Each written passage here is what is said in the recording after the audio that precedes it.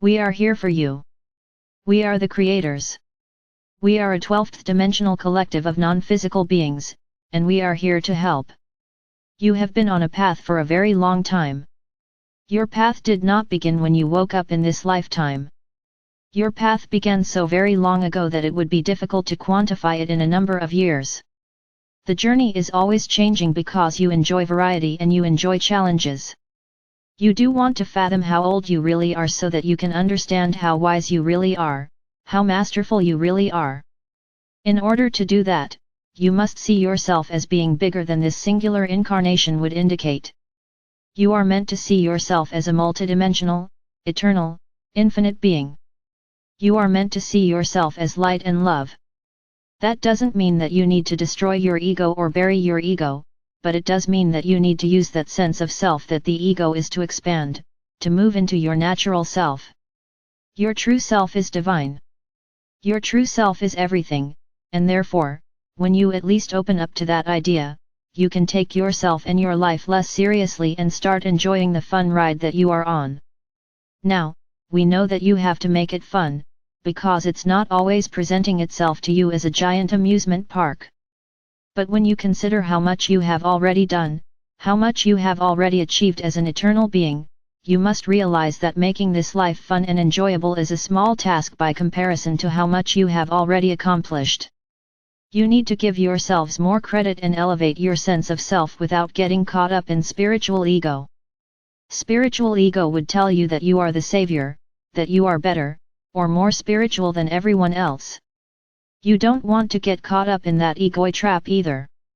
We are all source, and we are all one, and there is nothing higher than that. And you don't have to figure out who you've been in every dimension and in every lifetime in order to know yourself.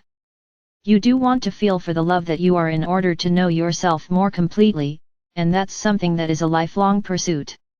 You want to know yourself as love in the face of hate, in the face of discrimination, in the face of abandonment. These are real challenges.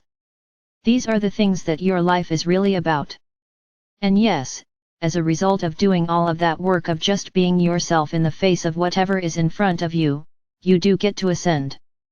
You get to know yourself as more, experientially and in a more permanent way, than you do when you just choose love in a particular moment. Now, people there on earth often get caught up in what they are supposed to do, but it is so much more important for you to focus on who you are supposed to be, and then let the doing come from that. But don't see the doing as what life is all about. You can also see the expression of the true self as being significant, because it is, and that can be expressed in a smile, in kind words that you speak, in compassion that you feel or healing that you send. Relax and know that you are loved because you are love, and don't get so caught up in the details of your life, of anyone's life. You don't even need to get caught up in the human condition, in the human struggle, that you sometimes see all of humanity embroiled in, because it's all good. It's all serving the greater good. The highest good will always be served whether you ask that it be or not. If we were to summarize, and give you our teachings in a nutshell, we would say be curious about yourselves, be curious about life. Be curious about exploring who and what you really are, and don't worry about mistakes or missteps. Don't worry about getting it wrong, because as we said, it always serves the highest good, and you can tell whether you are moving towards that highest good or not by how you are feeling in the moment. We are the creators, and we love you very much.